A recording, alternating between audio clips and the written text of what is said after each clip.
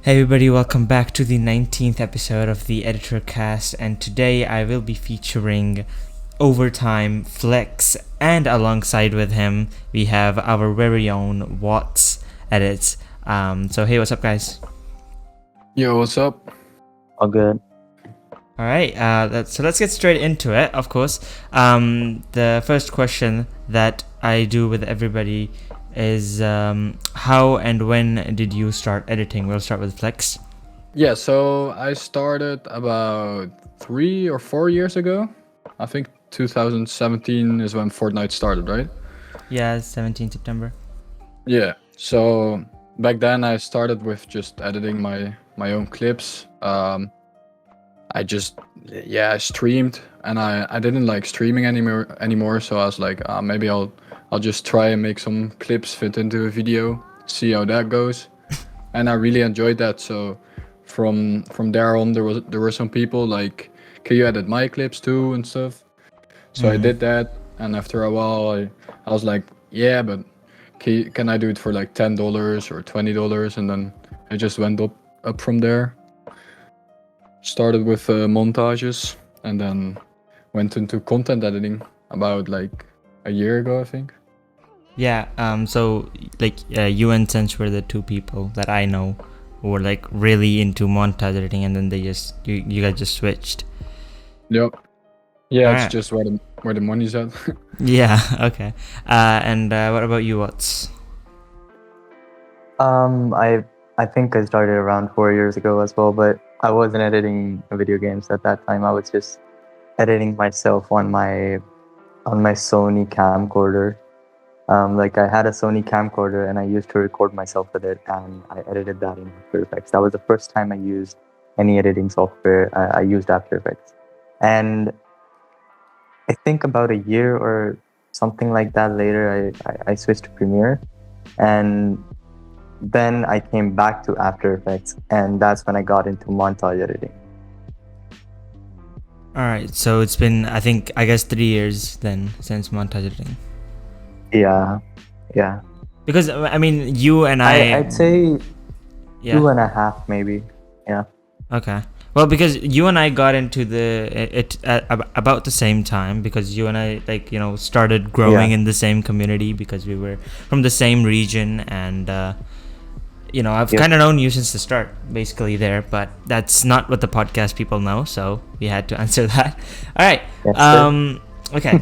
And next up, Flex. So, of course, you switched to content editing from montage editing. Is there anything we will be seeing from you in the a return? Because you're still making these competition entries and stuff, but are you Mhm. properly ever gonna make a comeback into this genre again?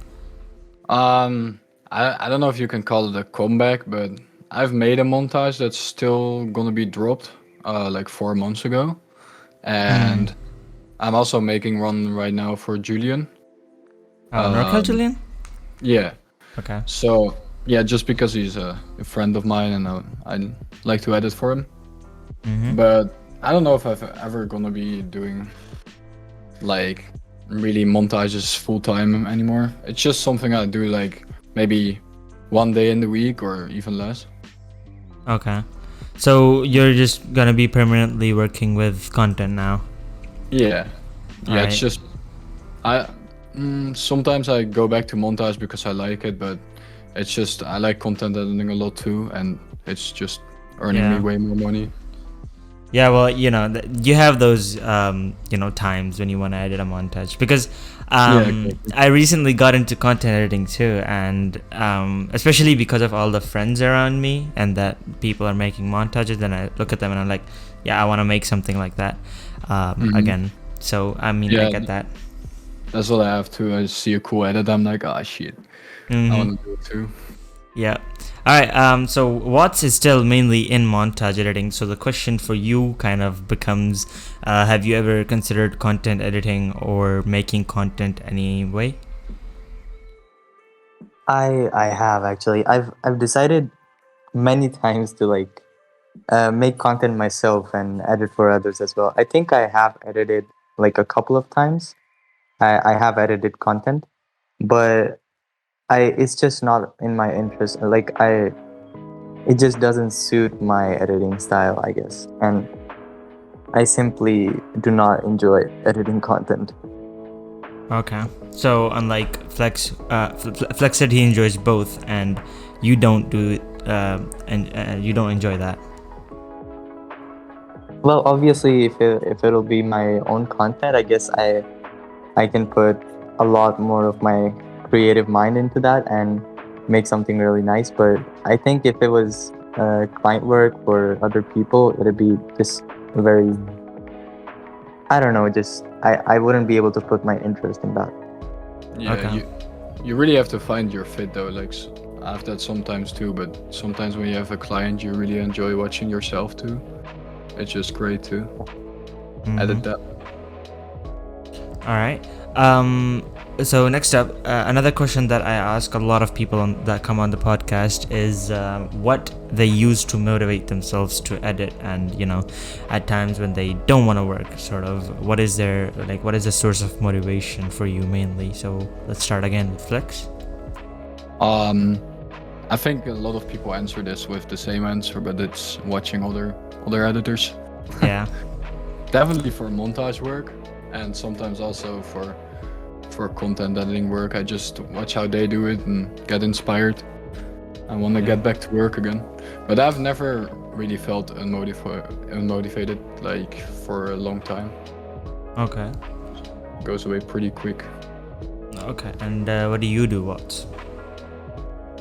I basically just like sometimes I procrastinate, and sometimes I just start working on a personal project, because the most of the times I get demotivated or bored editing, it's probably just because I'm editing client work and I don't like the clips or the creative freedom they're giving me, and it just gets me demotivated. So I just start working on a personal project instead, and that helps me. Okay. And what if that affects the deadline, though? Um, um, well, listen, deadlines are extendable. Okay. All right. What's clients in the comment section? Okay, I'm gonna have a lot of dislikes. All right. Anyway, moving on. I thought this question would be asked by the tweet that I put out, but surprisingly, people didn't ask it. But I've been wondering this ever since I first saw you. And I'm talking to Flex here. Why did you decide on the name Flex? What was Flex? That's a cool question. Yeah. I really enjoyed Post Malone's music, and I'm sure most people know that song "Go Flex," so that's where I got it from. Okay, so you just like that song and you put it in your name. I just took the title from the song. All right. Go Flex. Go Flex it. All right. And Watts, you can answer this. I mean, Watts is what is it called?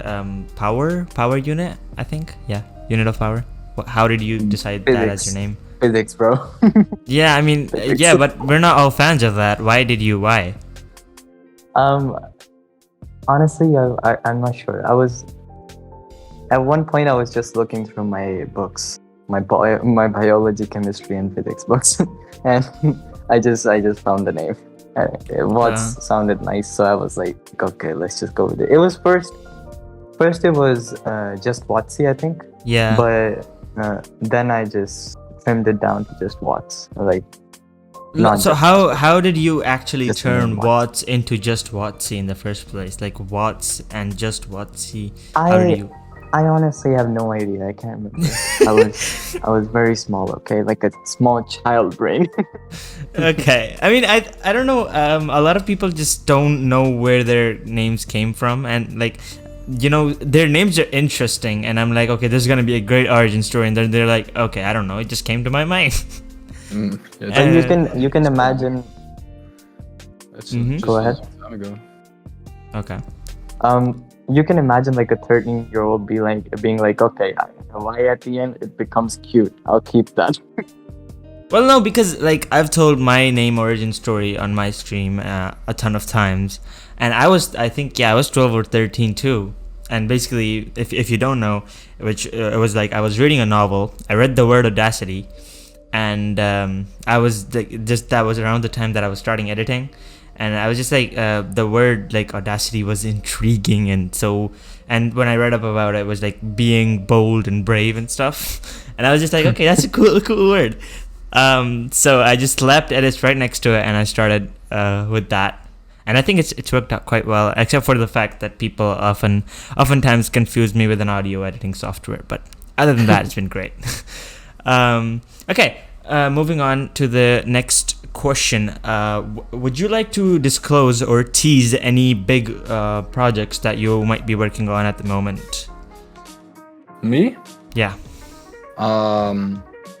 I'm working on a website, but Oh. I think a lot of people are already doing stuff like that. But I'm like trying to sell animations. Oh, okay. So like lower third animations. it'll be like a store website. Yeah. Okay. Well, Yeah. Is it gonna be like that creator set thing that T-Wop has? Yeah, like that. Yep.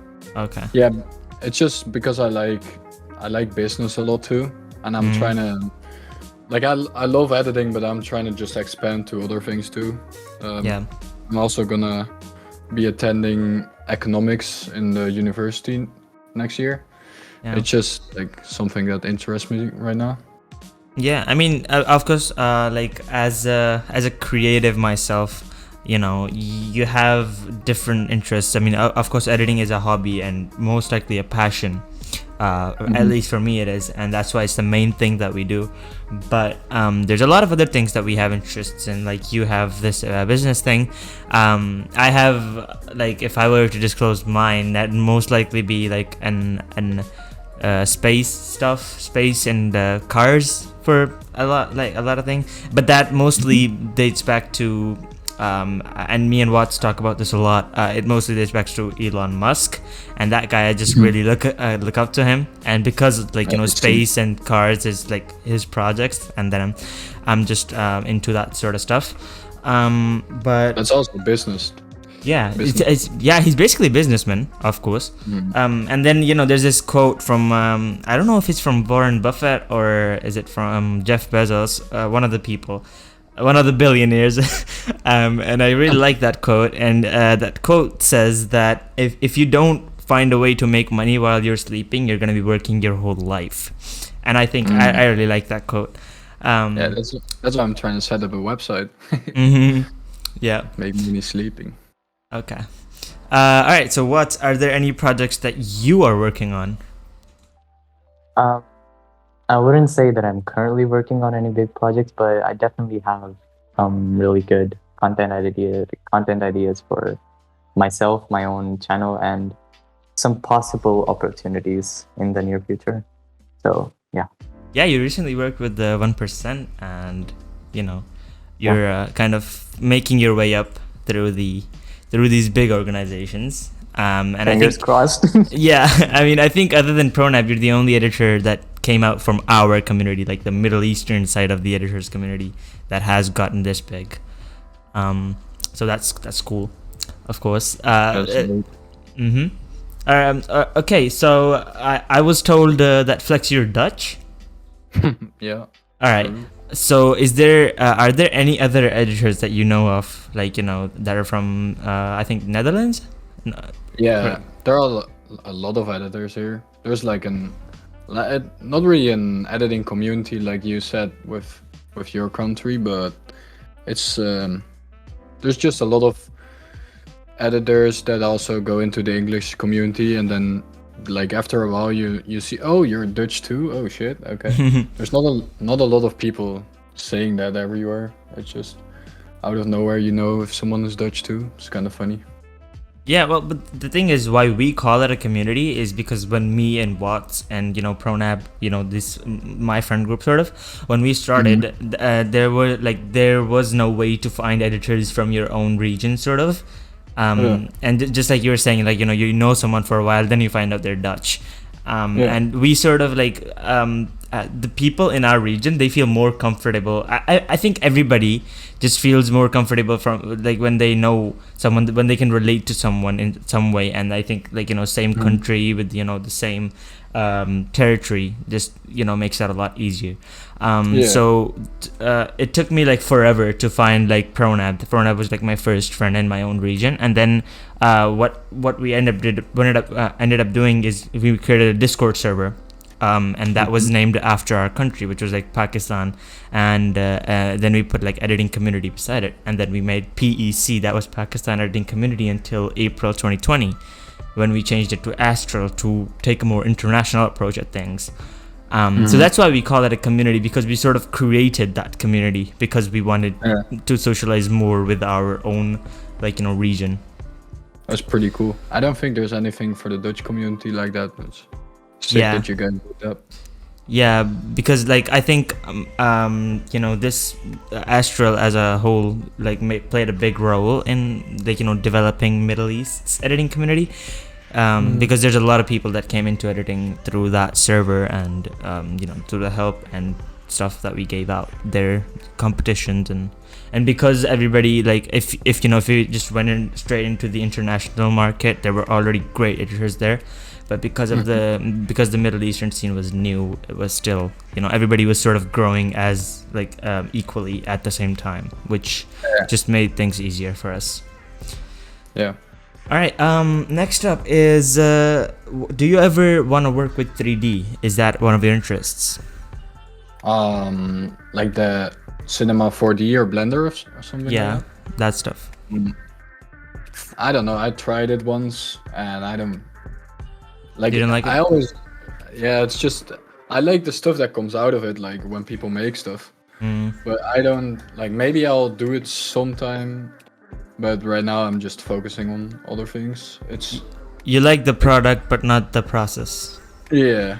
Okay. Maybe I like the process too, but it's just that I didn't get into that, and I got into more like Premiere and After Effects. And that's like what I enjoy a lot now, and I don't know if I like have the time and if I want to put the time in to learn something new. Yeah, true.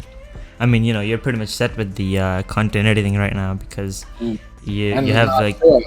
I want to get way better. Like, I'm not set. Like, I wanna get so much better with content editing too. So I don't know if I want to take 3D on as another project too. Yeah. Like and I wouldn't have like a focus anymore on one thing. True. Because I mean, you're editing for like some of the biggest names in the YouTube world. It's like Kuno, and I mean, I don't exactly know Mr. Bro, but you told me that he was Mr. Beast's brother. I mean, and that has got to be big. But I know Sakuno, and I know that he has like a full team of editors. Do you guys like collab, or is it just like one video a day? So one editor does this video in 3 days, and the other one. How does that work?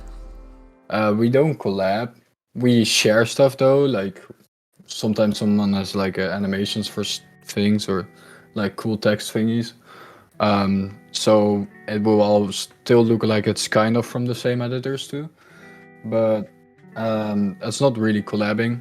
But we have like a page where we get the videos. We can like check them and see if we want to do that one, and then you can start on editing it. But I haven't done one in like a month or something, just because I'm busy with other things. It's just the nice thing about it is you can choose whenever you want, because there's so many editors working on it.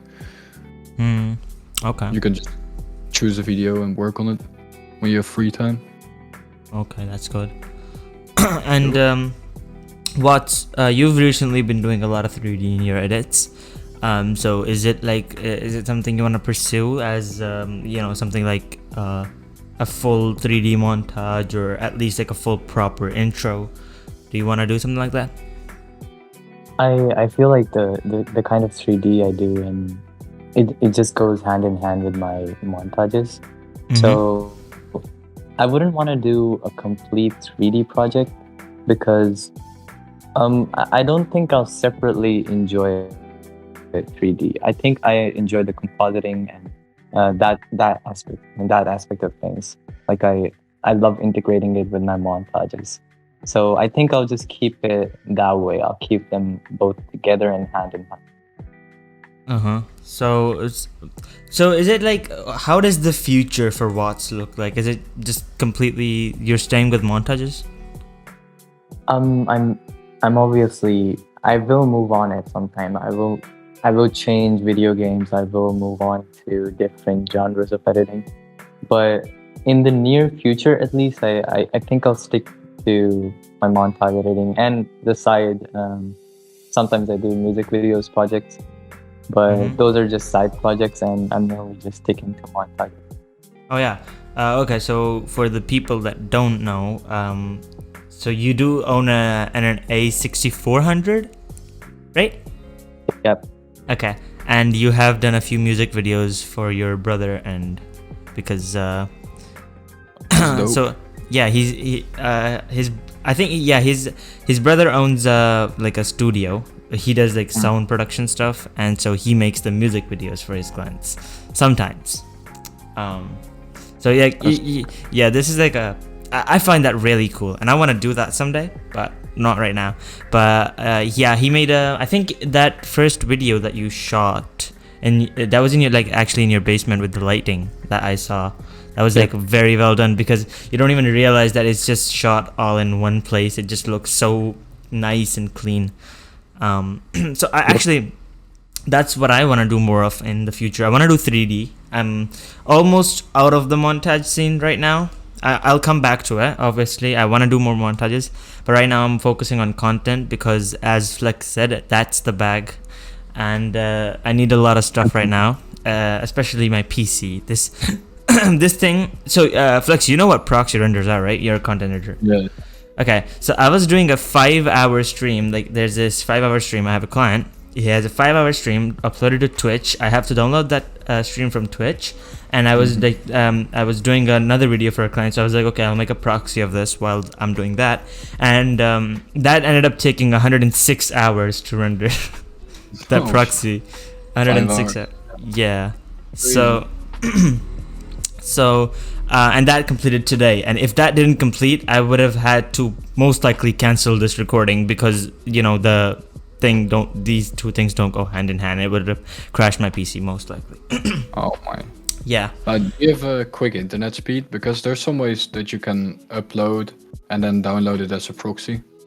I mean, I think it'd be better, definitely, because, like, you know, even if I have 10 MB, so like uploading, say, this 15 GB stream would take me 8 hours. That's better than 100.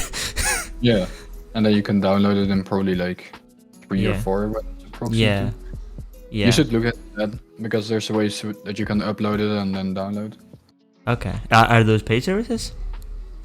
Depends on how big the file is, I think. But you can also like download in like 1 hour, and then do it like that if the files are. Oh, okay. True. So, like, do you have any names?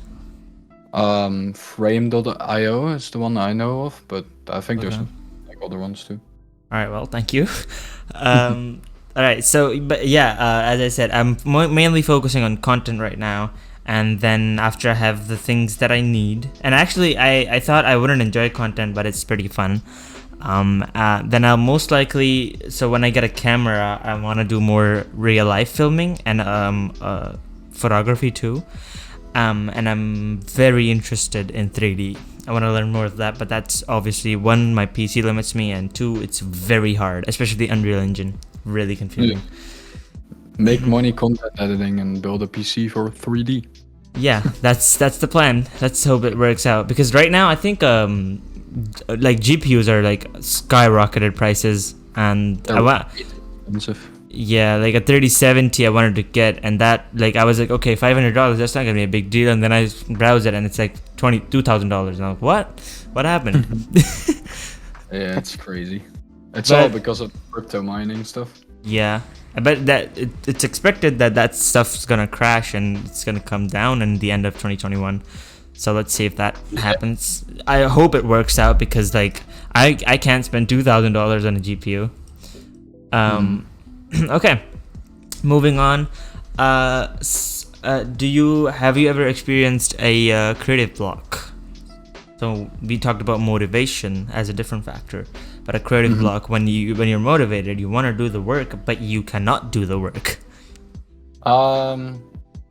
Especially with montage editing, I sometimes feel like I have no idea what to do anymore to add or do. But then either I go watching stuff or I just go into the Fortnite cinematic mode and then suddenly ideas come back to me. So I don't think I ever had like a real block that I was like, I can't do anything today. There's always something I can do, and then it just goes from there again. Just start with the small steps and you go make something bigger. So basically you're just saying that you face a roadblock, but you just kind of drag through it and then you get back in the flow. Yeah. All right. Exactly. And what about you, Watts? As Flex said, it's really good to take inspiration from other edits if you experience a creative block. I have a few times, I'll admit, but it's very good to take inspiration. And if I can't find my inspiration in Fortnite edits, I just look in other games. I'll go to CS:GO, I'll go to COD, I'll go to someone's Valorant edit, and I'll just try to implement that thing in my own way, in my own edit, in my own Fortnite edit. Okay. So yeah, inspiration helps a lot. So have you ever like taken an effect from, say, like a music video and put that into a montage? I have. I think I did it in my recent edit. I think I did it in my Nitex one or my Cuddy one. I can't remember, but I took inspiration from a music video that I saw Kawaii Beep streaming on Discord. Okay. So for anybody that doesn't know Kawaii Beep, that's another friend of ours.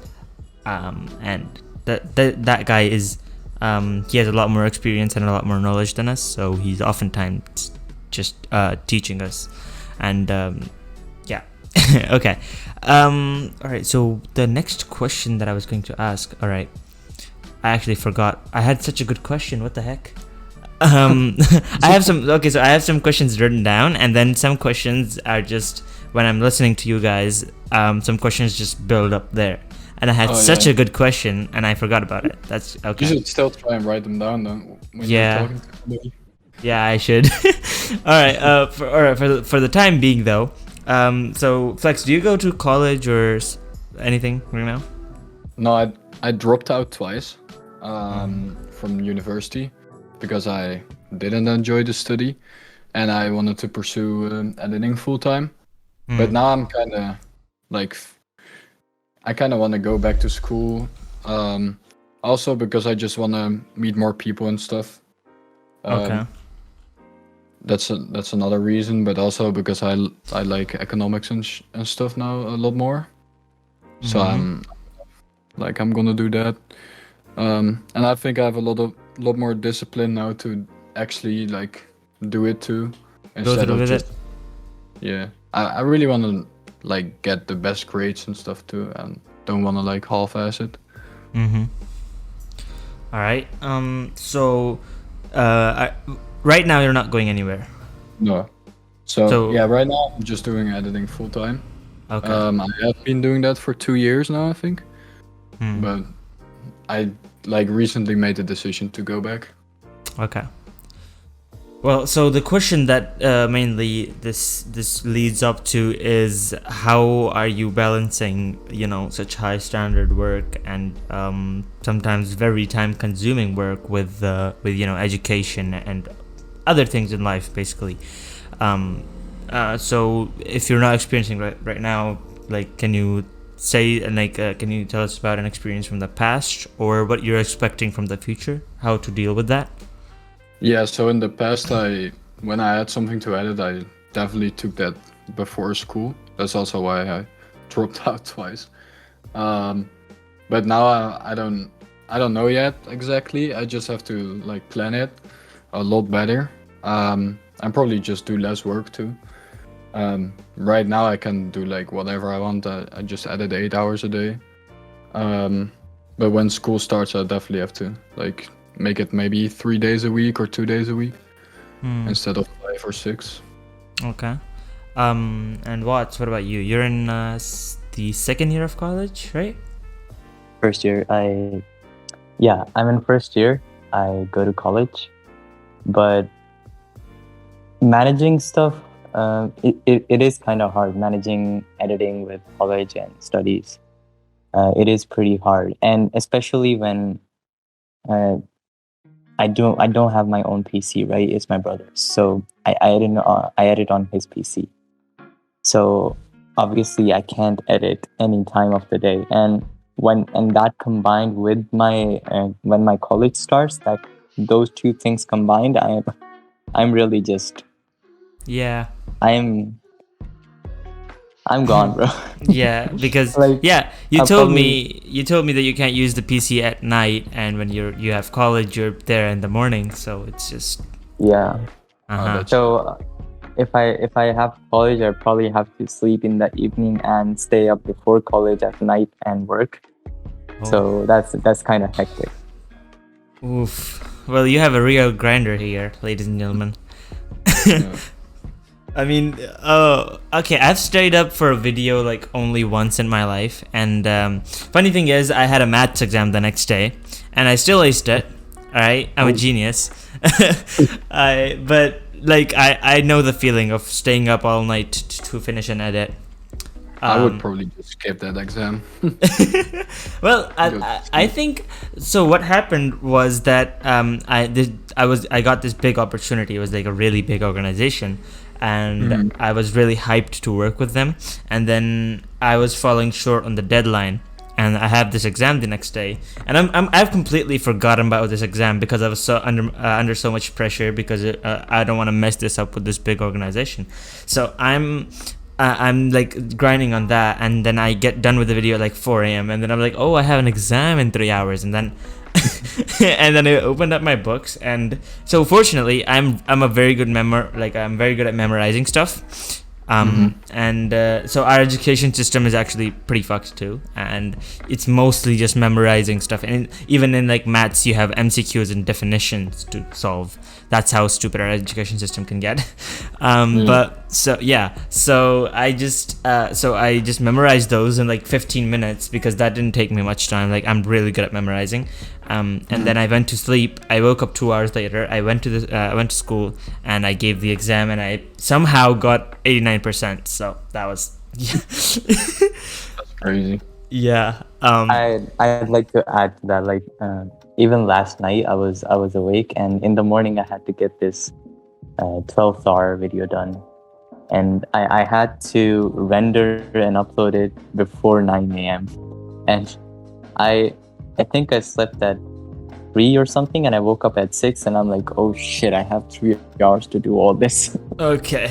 Yeah, because especially when there's some sort of deadline about some really big project, and you're working on it really hard for like the past week, and now it's like, okay, it comes down to this, and then it's just too much pressure. Yeah.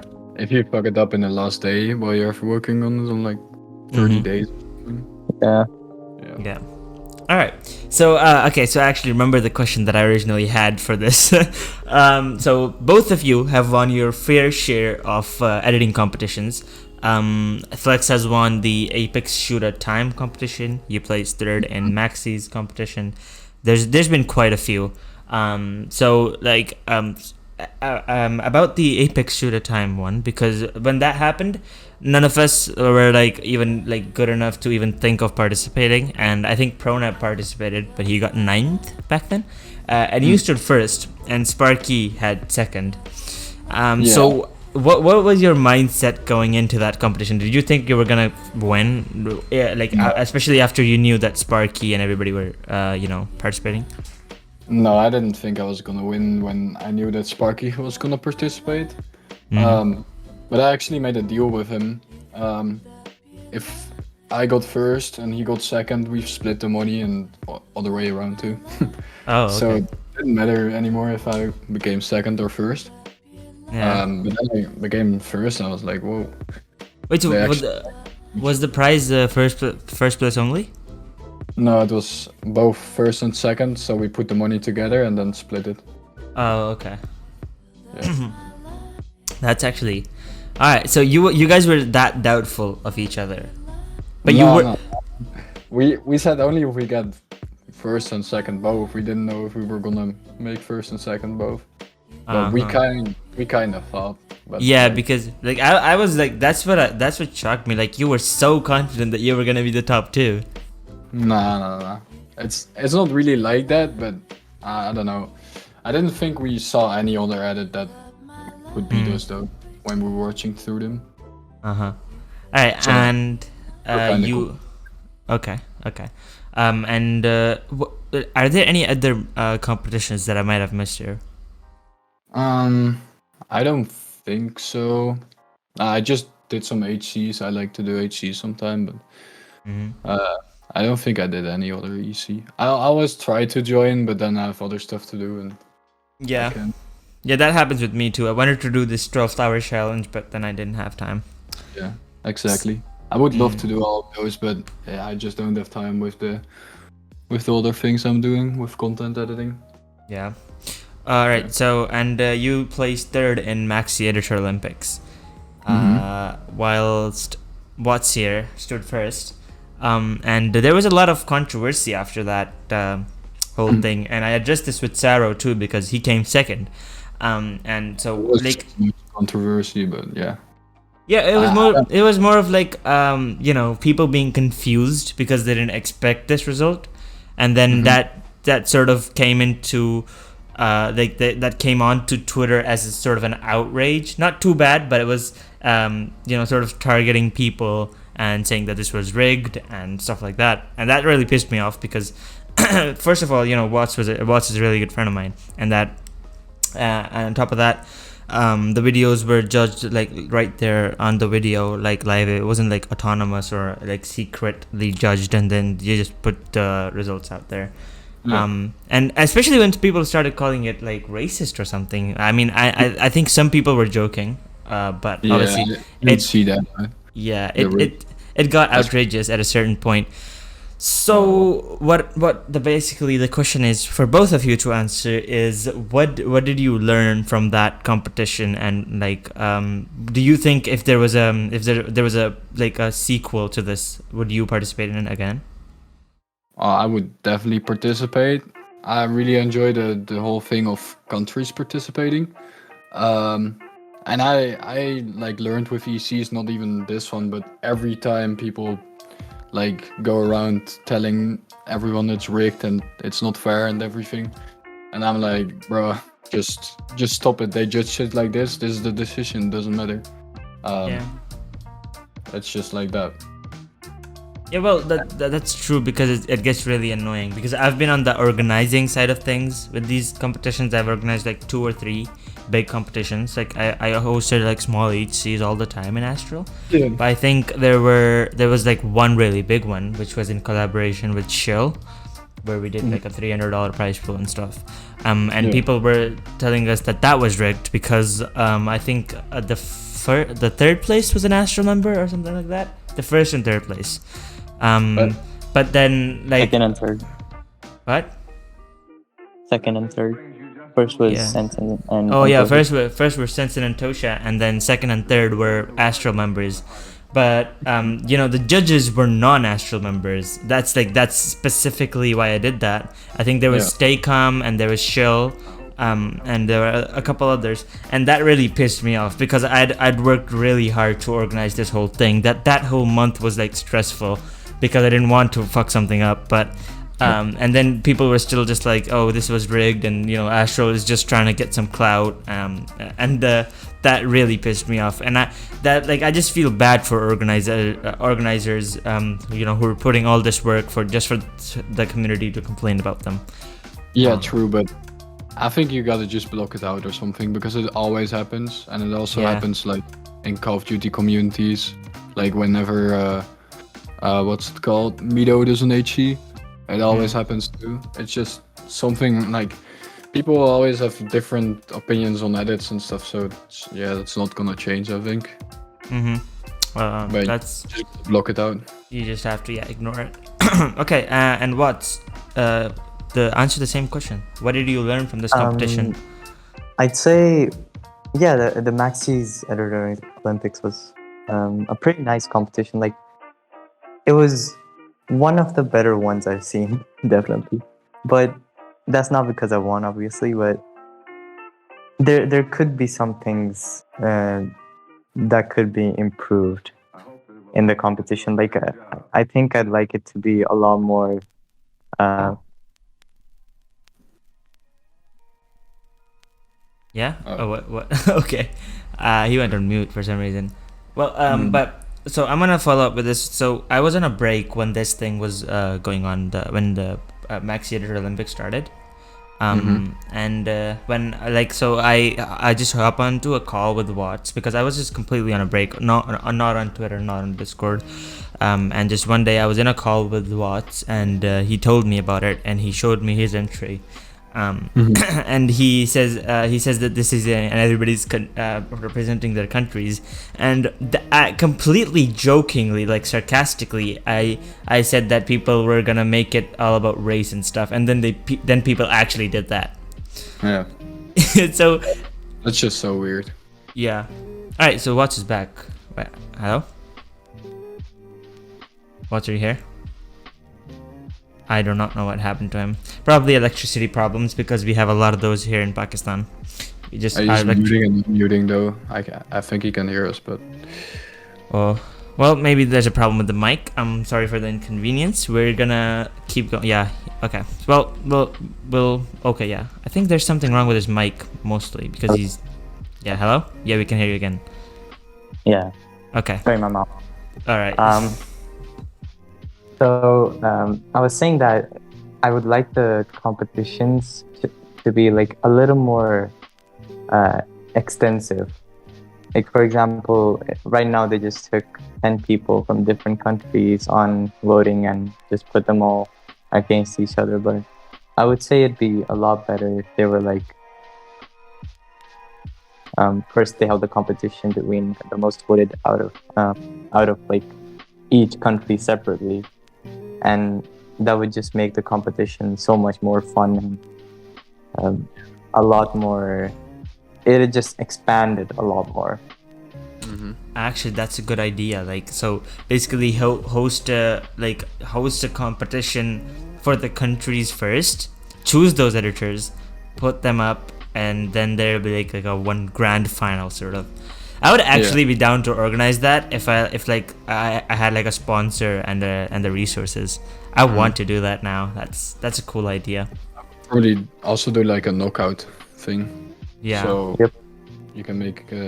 Did you ever see the Render XT3C thing? I think was that like the battle royale? Yeah. T3C Kind of. battle royale. No, it's not a battle royale. I think it's more like knockout. Prize pool was like 2K or something, Oh. but that was a sick knockout tournament with some great edits. I think something like that in the Fortnite community would be cool too. A Yeah, well, knockout. like I love to organize these kind of things. And I'm big on my main ability sort of here is managing and organizing stuff. And I'd love to if I had the proper resources and the funding, but that's Yeah. mainly the biggest problem here. Yeah. So I'll see. I'll try to cook something up, but I can't guarantee anything. But that would be like the coolest thing ever if I can do that. Would Like, be dope. yeah, definitely. Well, I really hope there's an EC coming soon or like this year with the biggest prize pool we've seen. It will be just so awesome. I think the biggest we've seen in the Fortnite community is 1400 by NorCal. Yeah, Yeah, and then they divided it a lot, right? yeah, with they the- divided that to the first 7, I think, Yeah. top 7. So, and- yeah, I really hope there's like maybe a top 3, maybe top 5 with like 2K or something. That yeah, would be like so. I loved how Sparkles did his competition. If you were following that, he had like $15,000, and that was his top 3: 7,000, 5,000, 3,000. That was just like Yeah, that's win crazy. it all. Yep. All right, so moving on to the viewer questions side of things now. The first question comes from Dexter Edits, He says, question for Flex, what are his thoughts on other editors or editing communities among other regions, which obviously includes what we were talking about, Astral. So he has two questions, but we'll answer this one first. Okay. Yeah, I think it's great to start off in, but I always think that going into the big community, just the English community where everybody is at, is the way to go in the end. But Yeah. like, you can build up a following in another thing first, in a country's community. I sort of think of it like a stepping stone, you know? So this Exactly. community and then the bigger community. Yeah, I think it works too, because you can just have a nice little group to get in contact with, and then you guys can support each other and go into a bigger thing. Instead of like you go all alone. That would be hard probably. Yeah. So yeah. Okay. And the second question from the same guy is, what are the common mistakes they are, as in new editors, make, and what should they improve the most? Montage related. I should probably answer this montage related, right? I would say getting the basics like down first, and then going into, most people just go crazy on effects and try everything and like what they like from other editors. But I would say start off with making a basic edit really clean. Just like have your flow perfect, have a CC perfect, and some nice impacts with flicker and everything. And after that, go into big effects, but get the basics down first. Yeah. I mean, I think for the last like 4 consecutive podcasts, the answer to this, like one tip for new editors, has been this: get your basics down. So start listening, people. You need to work on your basics. I mean, even the biggest editors right now, like Saro last episode said, he was still working on his basics, and I'm also more concentrating on my basics nowadays. All right, and how would you answer the same question, Watts? What are the common mistakes, and what should they improve the most? Yeah, I think it's the same thing that Flex said. It's just people just try something that's out of their reach, basically. Yeah. It's not saying I'm not saying that they're bad in any way, but there's a level of skill that's required for like some certain stuff. Even me right now, even I sometimes I see something and I'm like, okay, I cannot execute that right. I'm just not gonna try it. But the other thing about it is just you can also just do it and say like fuck it and make something ugly, but just work and keep working, and then after a while you make it a lot better. Yeah, I think. All right. Next question comes from PvP. He asks, "How do you have a sexy beard?" Yeah, that's genetics, man. It just grows like that. But yeah, I just like do some stuff with it myself sometimes, cut it down a little bit, and then let it grow again. That's something. How to grow a beard, tips and tricks. I don't know, man. It just grows so automatically for me. Wait, so you're 20 years old, right? 21. Okay. Yeah. You don't really have a beard, exactly. How would you answer this? I can't actually. I have a little bit of a beard. Okay, you don't have to bully me like that.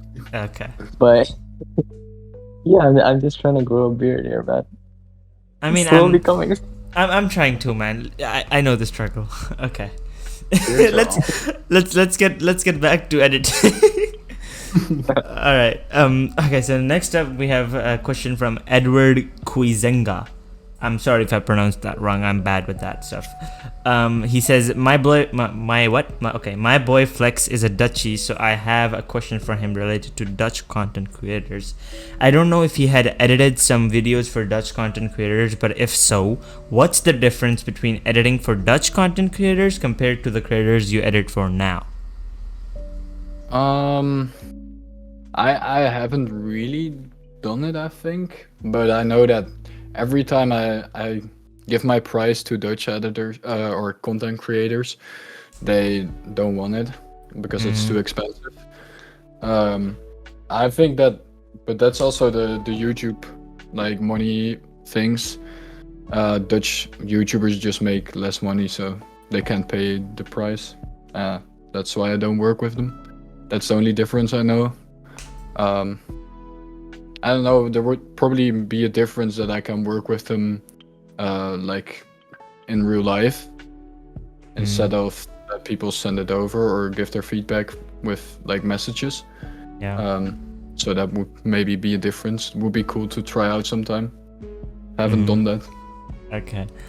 Well, I think that's it sort of just exactly the same applies to us too, because like, you know, Pakistan also has a really bad AdSense, and just, you know, earning from YouTube is really hard. And that's why I think me, like the last time me or Watts like worked with a Pakistani client, so to speak, was, I don't know, like 6-7 months ago. What? How long has it been for you? I recently worked with a Pakistani team. I think I work with Middle Eastern teams Yeah. a lot nowadays. But you know, the pricing problem is a thing here too. Yeah, that's actually a real problem, the pricing one. Mm-hmm.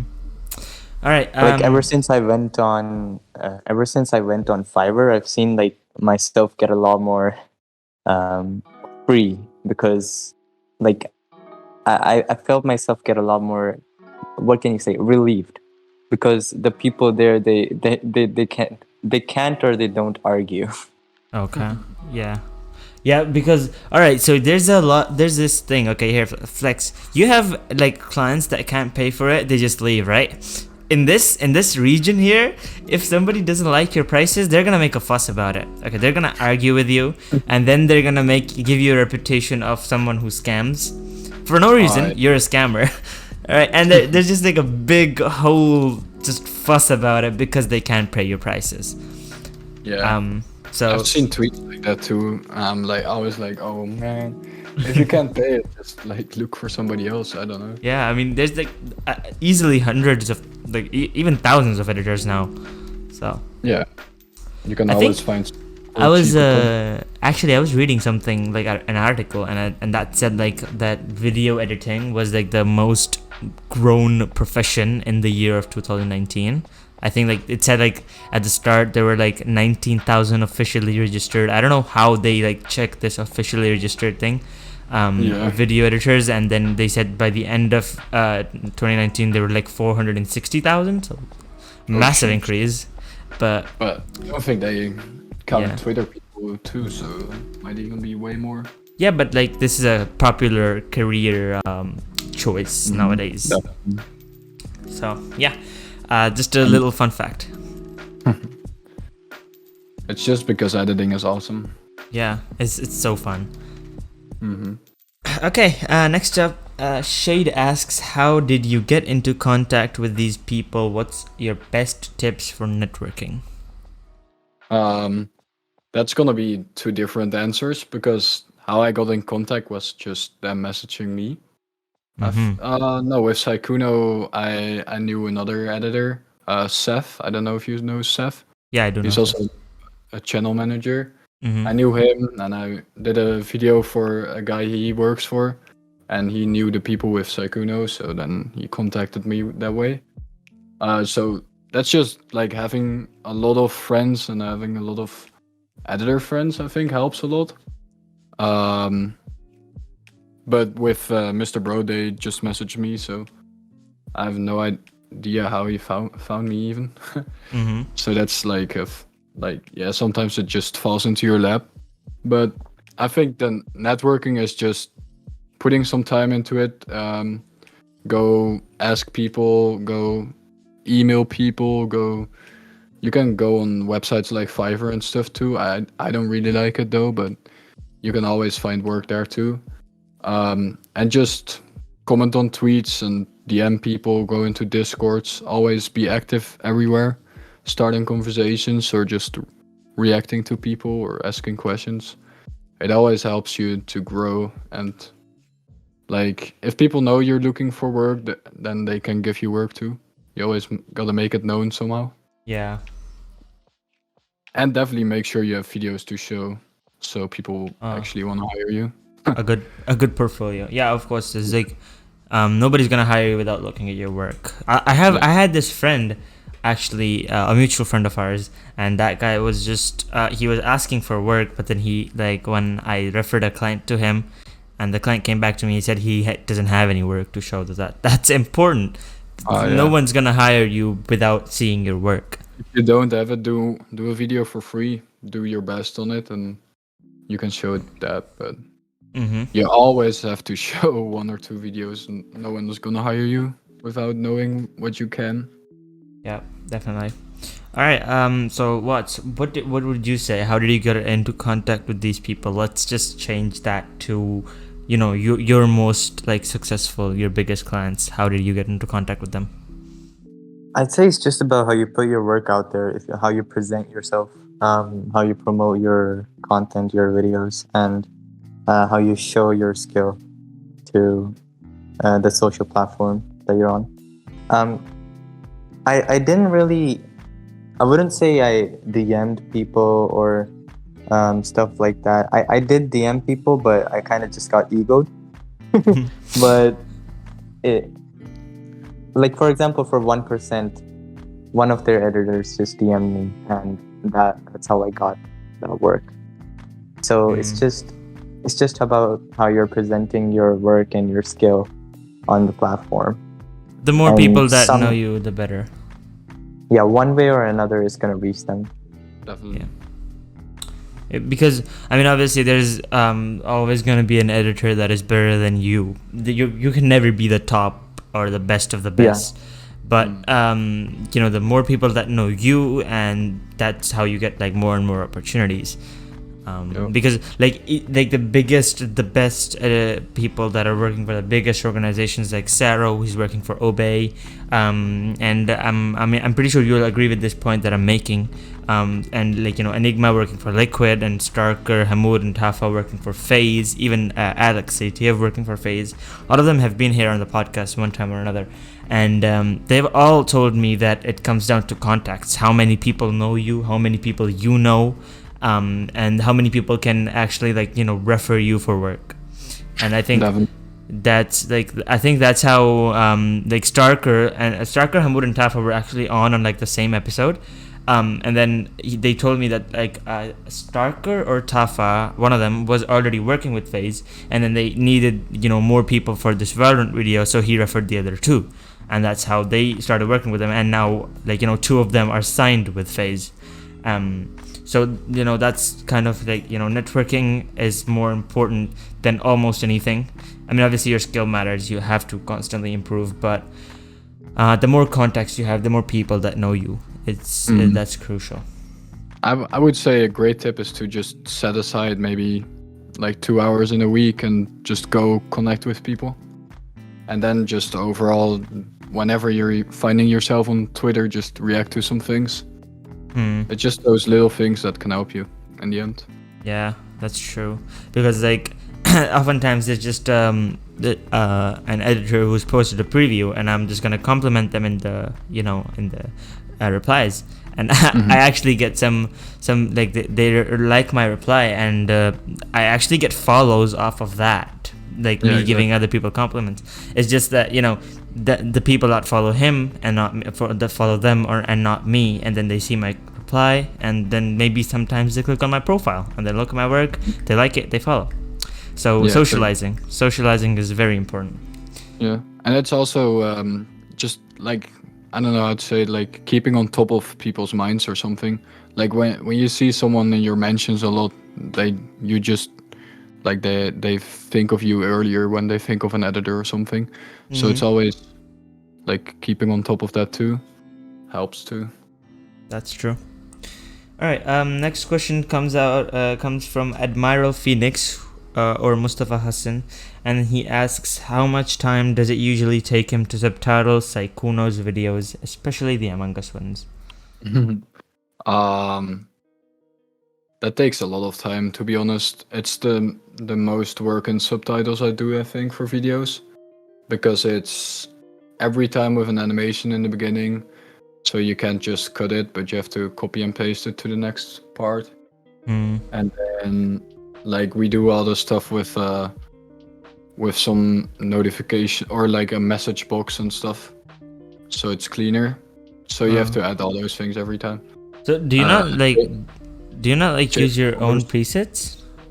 Yeah, I use it, but it's just it takes more time because it's more layers every time. We use pictures with the text, and we use like different colors and stuff every time. Yeah. So I have everything preset, but then after that, I think I have like 4 layers for a text every time. Yeah. So it just takes some more time. But like an exact time, I don't know. The video itself takes me probably 4 hours, 5 hours, and then the subtitling maybe 2 hours. But I always do subtitling together with other like memes and funny effects and things, sound effects. Oh, so So you I don't, don't time. you're not like, you know, step 1 cut the video, step 2 put subtitles, step 3 put memes. You're just doing everything as you go. Yeah, I cut first, and then after that I do everything. Okay. All right. Because, well, so I've been content editing only for a month, and I was like so inefficient at the start. I didn't know about the QWE thing like until you told me about it. Yeah. And then I bought your editing pack. That's how we talked for the first time. And I've been using those presets, especially the zoom ins and the transitions and the subtitles. Those 3, and those 3 help so much. They make your workflow so much faster. It's insane. Yeah. And I've talked with people that don't use presets and stuff. I'm like, how do you do that, bro? It's like it I goes think- from 10 hours to like 5 hours of editing, I think. Exactly. Like I think I made my first content video in 4 days, and I was doing like 4 hours of work every day. That's like 16 hours, and that's like subtitling and memes and stuff. It's just the normal content video. And I think now I can do that within like 5-6 hours. Yeah. Yeah. So Yeah, that's crazy. yeah, like, you know, 16 hours is not possible in a single setting, but 5 hours is pretty standard for editors at least. So yeah, that's definitely, your pack has helped a lot. So, you know, a little shout out to the pack. Go buy the pack. It's very good. That's promo, yeah. Yeah. Okay. So next question comes from Benstone101. He says, "What do you think about other people editing the stream and uploading on their channel like 3 days before the official upload on the channel?" So if like Saikuno streams something and somebody edits that WOD before you and uploads it, what do you think about those people? So like clip channels? Like, Yeah, mostly. I don't know. I would say it's best if people edit some fun stuff themselves. Then it's okay, I think. Like if you add like subtitles and memes and things, if you make it your own thing. If you just cut out 20 minutes of the stream and paste it on YouTube, I don't really like it, but it's whatever. They can claim that too, so that doesn't matter. Yeah. Just get them from it. Okay, and what about you? Like, what do you think about people re-uploading stuff? Because you had recently like strike down 3 videos of people just re-uploading your edits. Well, I don't know. I can claim them. I can remove them, so it's not really a big problem. But it's kind of sad seeing people re-upload because you put tons and tons of effort on a video, and they re-upload and they just and in the comments they're just like, okay, you're a Yeah. hater. Just press the dislike button. Yeah. You're a hater. It's like the confidence those people have. It's just so amusing. Because okay, Flex, what said like 2 of his edits re-uploaded recently, and when so he sent me the link, and he's like this, and okay, actually, funny story. The first time he sent me a link, I just woke up, and I was like, I'm on my data. Let me go downstairs, and when I'm on my Wi-Fi, I'll check this video out, because he's sharing cool stuff with me all the time. So I thought this was one of the cool videos, and then when I opened it, it was a re-upload, and I was like, oh shit, never mind. And then we put like we would comment on those videos. And then and there would be other people who actually told Watts that his edits were re-uploaded, and then they would tell him that, oh, this is a re-upload. And those people have so much confidence. They're just like, no, you're a hater. Just go. Yeah. Haters gonna hate. And it's just so funny. It's so weird. I Yeah. don't know those people either. Like, what do you get out of it? Like, Yeah. Yeah, funny thing, it was titled Crying Angel. But Yeah. like, you can get the enjoyment out of people commenting nice things on your edit, but if it's not your edit, like, how can you like feel Mhm. nice about it when someone comments like, "Oh, this is cool"? You're like, "Yeah, true," but I found Mhm. it cool from somebody else and I uploaded. Yeah. True. Like, you can't find enjoyment from that, I think. It's weird. I think most people just do it for the attention. I don't think they care if it's positive attention or negative attention. Yeah, it's Alright. weird. Well, moving on to the next question is by Lee C. Okay, actually, I'm torturing these names. I should just not take them. I don't know. But they asked that their question is: are there any challenges or difficulties? What the heck did I do? Okay, sorry. Are there any challenges or difficulties that are unique to editing Sykkuno videos? If yes, how do you handle those? Yeah, I saw that question, I think, and I was thinking that I have more challenges with Mr. Bro videos, but with Sykkuno's videos, it's pretty clear. Like, every time, it's pretty much of the same. Definitely those Among Us videos, but they just tell you how they want it to be, and then you do it like that. Add some other creative things in, and that's it. There's no real challenge, I think. With Mr. Bro's videos, however, it's way more like you have to sync it with all the cameras and audio files and way more stuff. And Oh. also way more fun. So, like, are Mr. Bro videos like those multi-point of view things? Yeah. It's Okay. with most of the time it's like 3 cameras. Sometimes they have GoPros and stuff.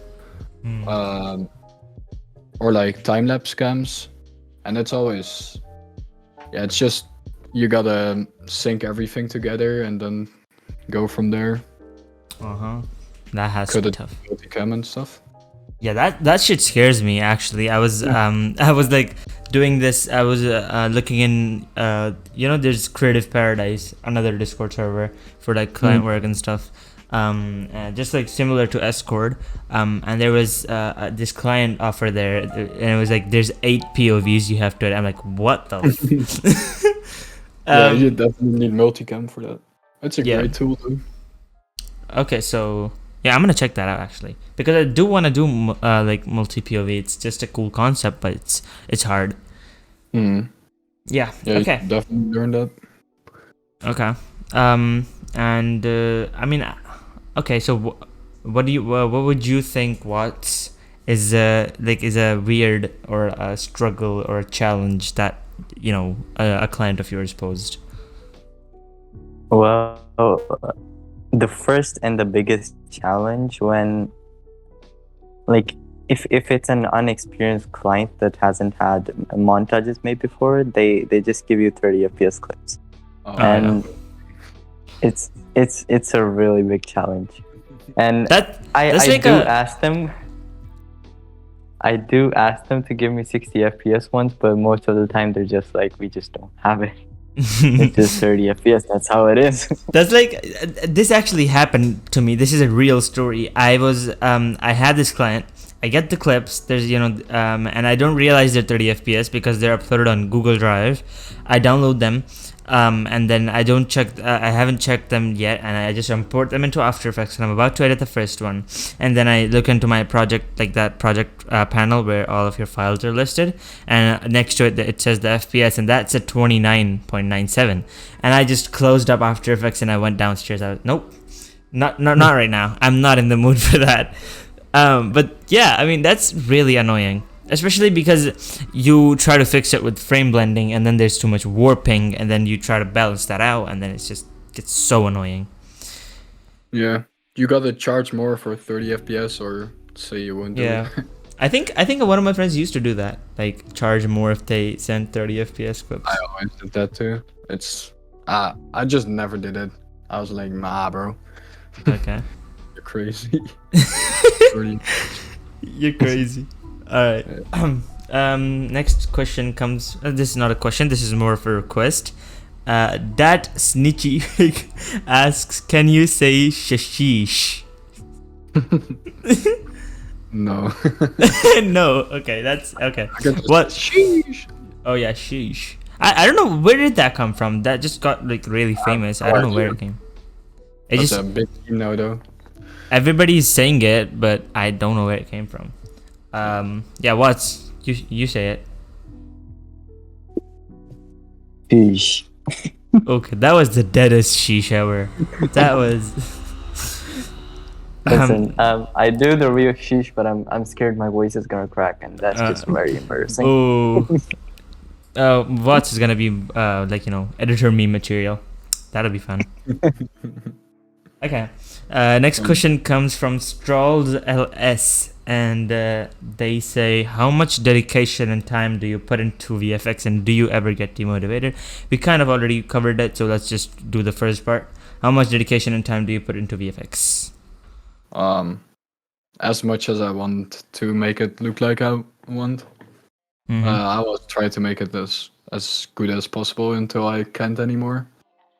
But Hmm. yeah, definitely with montage, if I do stuff like that now, I want to make it as good as possible with the time I have, and spend way too much time on it for the money I get paid. Yeah. But it's with montage, it's not really about the money anymore. More about the fun. Yeah, with montages, money is never like worth it, so you just do it because you like it. Yep. All right. And what about you, Watts? How much dedication and time do you put to VFX? Well, I stay up at night Mhm. consistently for weeks. I Alright. have a messed up sleep schedule, Definitely, yeah. so and it's purposefully messed up, and yeah, that's how much dedication. Yeah, like you said, you can't use the PC at night, so you have to stay up all night, and then so you Yeah. have to ruin your sleep schedule.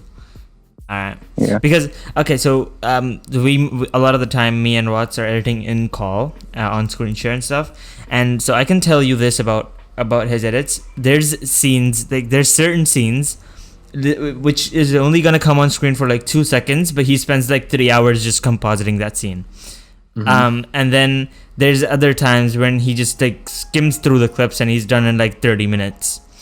So so it depends on the mood, and especially on the scene. If the scene is requiring effort, then this guy is just gonna put like hours of work, and oftentimes just like, okay, I don't like this, I'm gonna delete it. There's like, yes, I think this happened in like this Nitex video that he just released today, and he did this cool effect with me in the call, and it took like 4 hours, and then I left to go take a shower, and then I come back and he's like, "Oh, I scrapped that, I deleted that." What the fuck? Nice. Yeah. But that's just the way of making it as good as possible. Like, Yeah, I love that. of course. All right. It's great. Next, okay. Why do we have so many "can you say" requests? This is this is not a Fiverr gig, guys. We don't. I mean, I asked the meme questions because like just to keep the mood good, right? I'm not like I'm gonna skim over all the meme questions. I do ask them just to put everybody in a good mood. But this says, "Can you say Bloom is mommy?" How? What? Nah, yeah, I think I can give you a pass on that.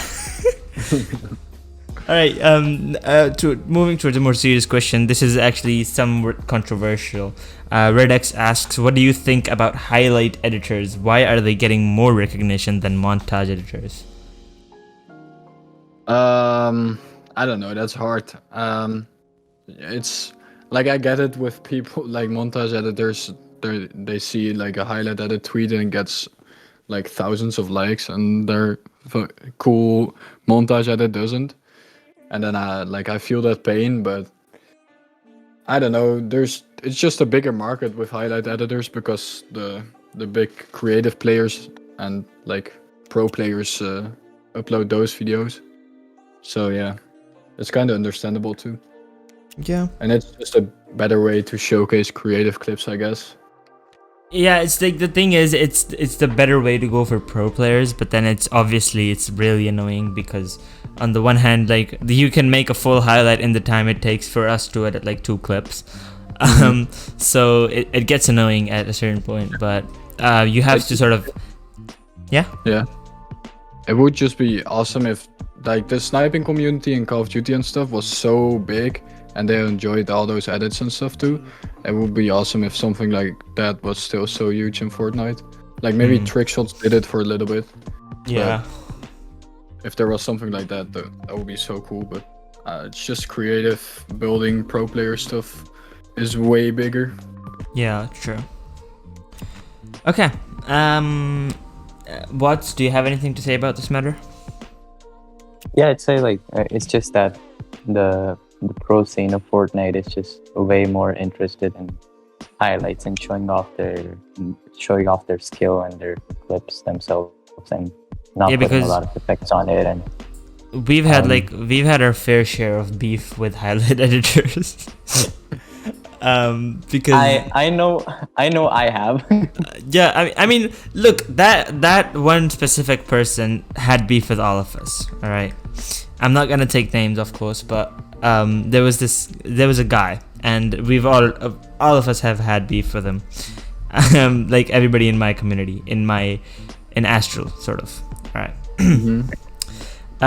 Next up, TT9 Kibos asks, who are your favorite editors? Choose 3, 1 for motion design, 1 for content, and 1 for montages. Flex has already commented under this, and he says this is going to be a hard question, so let's see what he says. Yeah, I don't know. I can't choose one person, I think, but for montage, I would probably say that Saro is at the top of his game right now for Fortnite editing. And for Call of Duty editing, there's just some legends that I've always watched, but yeah, it's hard. Motion designing, I think Divinity. I love Divinity. Also, how he implements motion designing into Fortnite editing was cool too. Yeah. But his new things, like his motion designing, he's fully focusing on that, and that's really cool too. And for content editing, I think I enjoy Infamous now a lot, and Kina. Those 2. Okay. I mean, Yeah, I don't. There's so many people I love, and I would just want to see more editors that are more underrated go big too, and like make insane stuff. Well, you see, I'm new to the content scene, so I don't know too many content editors, but I'd say my favorite is one Infa. Infa's good. Infa's great. And the other I would probably say Davis, who I've had on the podcast. His edits for Dan, like the main reason I got interested in content editing. He does very good work too. So since I'm answering this question, for me, motion design, Divinity definitely, like Flex. Divinity is just crazy at what he does. And he's passionate too. You can see that in his work and in his like words. When he was on the podcast, he told us about the stuff, and you know, I could sense that, you know, love for his work.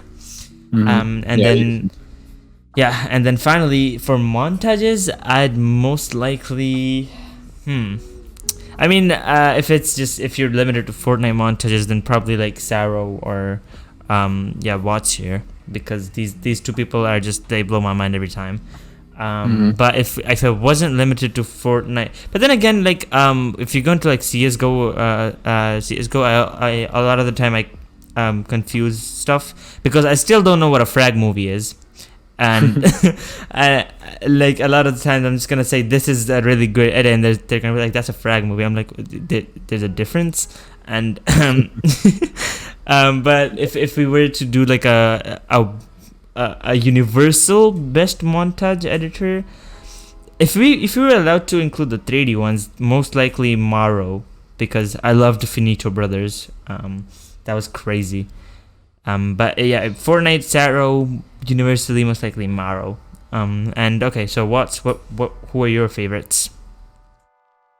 I'd say the one common thing that I've noticed in all of us editors, we all like more professionally edited ones and Mm. just very good execution, and that's why we all love Saro. But Yeah. I really, if you go into the more artistic style of things, I really love Sparky. I absolutely adore his edits. And going to CSGO, if we exclude the 3D stuff, I love Maniac's edits. His CS edits are like some of the best stuff that I've seen in CS. Yeah. So yeah, and I have no idea about motion design and Well, I think and content editing. I think Maniac is more than an editor at this point. He was like a meme. His like that Anguish by Maniac. That was just like it was a staple, and it was used in so many different ways. But yeah, Maniac is good. Maniac is great, actually. But yeah, I actually overlooked Sparky. Now I'm thinking about it. Sparky is actually one of like the people I wanna be. He's just the top of the game. I love me better. I love me the first one. And the Sword Tojo 500k, everything. The bust down edit, actually, that was crazy. That like that how he implemented the newspapers and everything. That was good work. He's creative. And just one of the newspaper headlines that have stuck in my head ever since I saw that edit was Dan's is a big squeaker. And another one said Odiflex wins. Oh yeah, that one did say that. So okay. And Fuse is sick too. Do you know Fuse? Oh yeah, Fuse. Yeah, of course. I mean, but I don't know what he's doing nowadays. He's just sort of left that. Yeah. Nikki Maybe HD, I'll come back Fuse. and edit. Yeah, because actually I contacted Fuse like every way possible. I emailed, I Discord, I Twitter, like every way possible. I tried to contact him to get him on for an episode, but I couldn't do it. Yeah, I want to do that still. Like I think I had this friend who said he had a contact called this really good editor Amir, who was Fuse's friend, and he said that he could help me, but I still have yet to get in contact with them. But yeah, so for the viewers, I am trying to get someone like Fuse or Nikki HD. Nikki HD has also disappeared. But yeah, I have some of the best things planned, and everybody on this podcast that ever comes on is an inspiration of mine, and that's the only reason I like bring somebody on. And it can be for editing, it can be for the success factor, it can be the amount of determination you have. Just something about you inspires me if you've ever been on the podcast. So yeah. Yes, sir. Okay, Draker VFX asks a picture of his pan crop graph now. So I need just give me a picture and I'll put it in the podcast. Okay. All right. What's you have to send one too. My pan and crop graph. Listen, Yeah. my pan and crop is absolutely horrendous. You do not want to see my graph. The people want to see it. Okay. That sounds Okay, wrong. sure. Okay. Listen, I'll show the people. I'll give them what they want. All right. Perfect. Moving on. Assault Modern asks, who inspired you to start editing?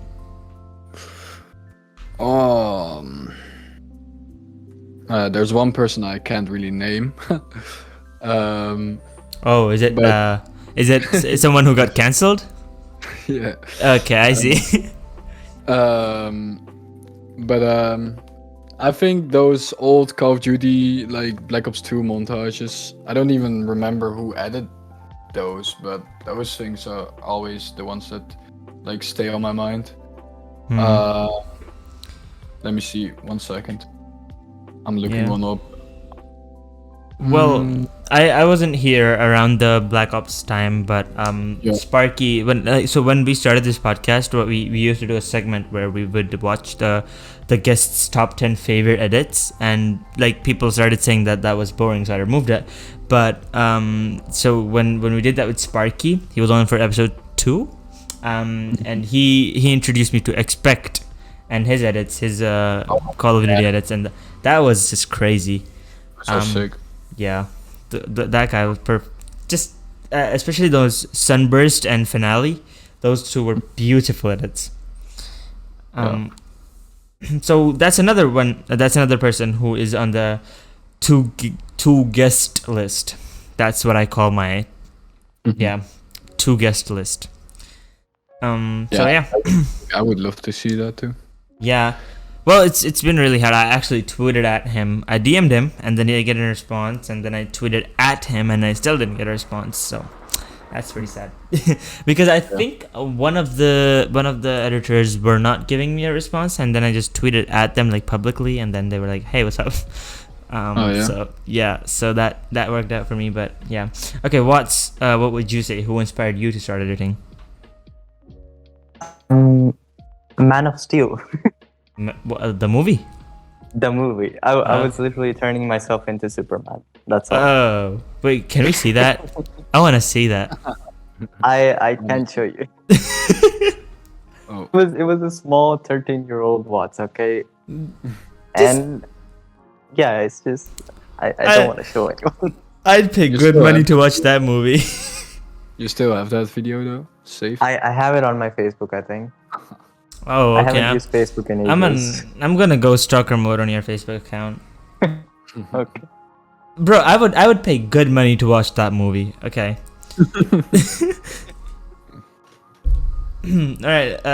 The final question on my tweet is by Blink, and he asks, "How did you go from making Fortnite montages to editing for some of the biggest names in gaming?"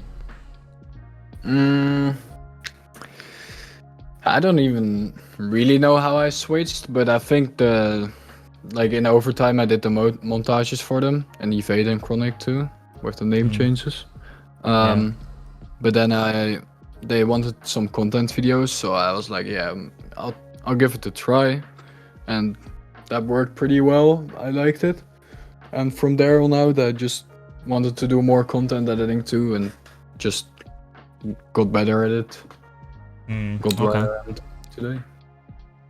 All right. Well, Watts hasn't really touched the content editing scene yet, so there's not much he can tell us about that. But so the next question is, Zombie asks, "Why do you always sound bored?" I don't know. I just have a deep voice, I think. I mean, I don't know. I think it's like your voice, like from this podcast, because I haven't heard much of you. I think the only time before this was, once was in your pack release video, but other than that, we played Among Us together once. Like way back. You remember that Among Us Discord you guys had, where you were playing whenever you need people? Yeah, I was like one of the people who regularly joined there because I felt cool being with big editors. So yeah. Yeah, you guys, there was Sense and everybody there. So that's how I got in contact with Sense for the first ever episode of this podcast. So. Nice. Yeah. That's pretty funny. Yeah. Yeah, Among Us made this podcast, guys. All right. So what we did was, what we were doing was, there was this tweet Watts put out initially, which was if he got 100 likes on his tweet, he would come on the podcast, right? And before I announced you, it didn't have it, but just 3 hours ago, it reached the goal. So he tweeted 3 hours ago for questions, and he didn't say that he was gonna appear on the podcast. But so we're gonna go through those questions now. So the first question comes from PK Fala. He asks, "How and where did you learn editing?" So both of you are gonna answer that. What's first? Flex, you can. Okay, sure. Well, I learned off YouTube mostly, and just playing around with stuff in After Effects after seeing some other editors and just taking inspiration and implementing that in my work. And just Mm-hmm. most of my skills actually just came from my friends. Like I edited the ProNab. Sometimes I saw him do something and I was like, okay, how did you do that? He told me, and I implemented that in my own style, and it just it kind of just grows slowly. Yep. All right, and what about you, Flex? What was the question exactly again? Sorry. How and where did you learn editing? Yeah, watching tutorials in the first place, I think. And it's just always at home. That answered the where question, I think. Mm-hmm. But yeah, and I think that joining Discord calls helps a lot too. Just asking Yeah. people, showing your stuff and stuff like that. Okay. The same person also asks, how many hours did you put in the start while learning? I have no idea. It was like 3 years ago. How am I supposed to remember the hours? There was a lot of hours. I mean, you know the editor you use today. Come on. Do you remember Flex? It's been even longer. How many Yeah. hours in the start? Yeah. Were you like grinder mode or just like casually doing this? I don't even remember if I was grinder or casually. I think, yeah, the first 2 edits I was just messing around. But always when I start something, I want to just fully focus on it. So I probably grind it. When I get an idea in my head, I want to finish it as fast as possible. So yeah, Okay. I probably grind it, but I have no idea how many hours. Okay. Okay, the next question comes from Forsaken, and he asks, what's your secret to fast work? Fast? What is wrong with me? Forsaken asks, what's your secret to fast workflow? This happens every time, like an hour into the podcast, I start messing up words, so don't mind me. What's your secret to fast workflow? Let's go with what's. I'd say just create your own presets. If you do something once, just create a preset so you don't have to do it over and over. And For the simple things. yeah, for the simple things. And it's very easy to build up your workflow. Actually, like once you do something once or twice or thrice, it's muscle memory at that point, and you can just do it without even thinking, basically. What about you, Flex? I think if you divide it up in a couple of parts, it works too. I know a lot of montage editors that go through the whole thing at once, but I always like to do syncing first, cinematics after, and then do everything after that. Yeah. True. So I think dividing works. I think making sure you're using presets, but also like shortcuts and things like that. Yeah, Always. exactly. I was gonna mention that because so what I did to like make myself faster sort of was whenever an action was annoying for me, when like, you know, say in the start I didn't know how to the shortcut for pre-compositions, and so I'd have to like click on the layer thing up there and then pre-compose and then that, and that was really annoying for me. So I just like looked up the short key for that and shortcut, and then I just started using that. And over time, like these things build up. Now I use a shortcut for basically everything. You know, if I have to pre-comp, if I have to time remap, if I have to just in general, there was like even today the only thing that annoys me anymore is like having to use your mouse and drag all around the screen to put a keyframe. And I tried to learn a shortcut for that, but like it kind of just doesn't exist to like a shortcut to make a keyframe. You can use a shortcut to make markers and stuff, but yeah.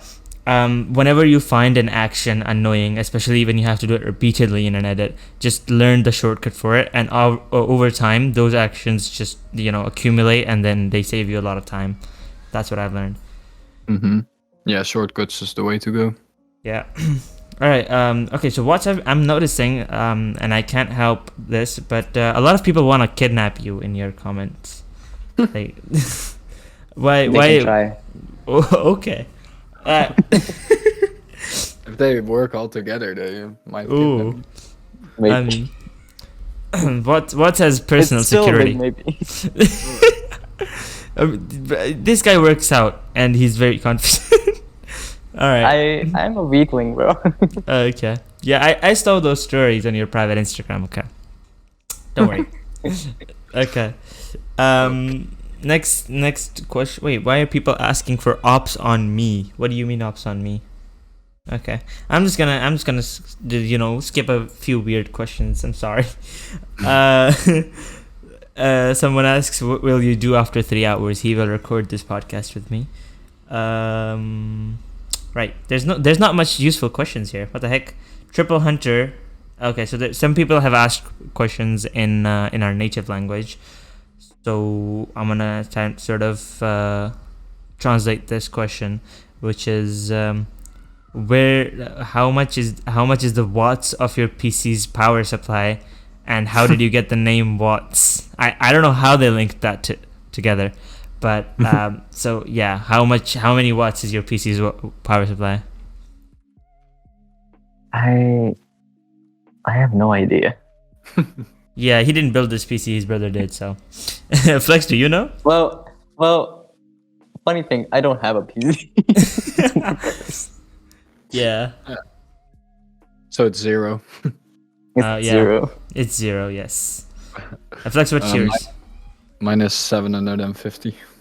Alright, so let's just compare that to my 240. Yeah. 250? Is that even possible? Yeah, this is like 11-year-old hardware in this PC, so it's yeah. So you see, going back to that I need a new PC thing, that's kind of important.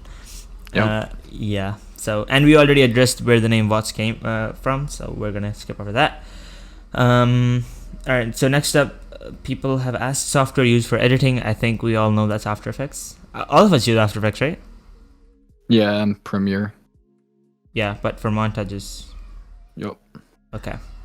Yeah. Well, most of these questions are just like, can I get a follow back? So, well, I think we covered the more important aspects. Oh, you will follow back? What? Will you follow back? No. I said what? What's Okay. gotta follow them all back? What's gotta follow them all back? True. Yeah. Why don't you follow back? Why do you have an ego? What? I don't know. Yeah, guys, Watts has a big ego. He just egoed like one of my questions. You guys saw that. He like just left the call. He literally left the call. He left me on red. So that's that's a problem. We're trying to deal with it. But yeah, that kind of wraps up the weird questions segment. A lot of people just ask a bunch of weird stuff, so I didn't ask that at all because for one, I don't want to become the person that Flex did not want to mention on the podcast. There were questions about that actually. Like people ask weird questions. All right. So that's it for the viewer questions. And that just about wraps up the podcast. So thank you everybody for watching, and thank you especially to Flex and to Watts for attending and giving me your time. I appreciate it. Thank you for making this. Of course, it's an honor. It was very fun talking to you. I was actually quite nervous about this one because it was like I'm gonna talk to the person whose presets I use. You're going Alright. to talk to the person whose presets you used and another one who you talk to every day. Oh yeah. Well, Yep. the everyday guy is just sort of yeah. He's a surprise guest, and he's still like 10 times better than me. So it's still yeah. Well, yeah. But thank you to both of you for your time, on the podcast. I appreciate it. Oh, and I had 1,200 followers finally. Okay. Wow.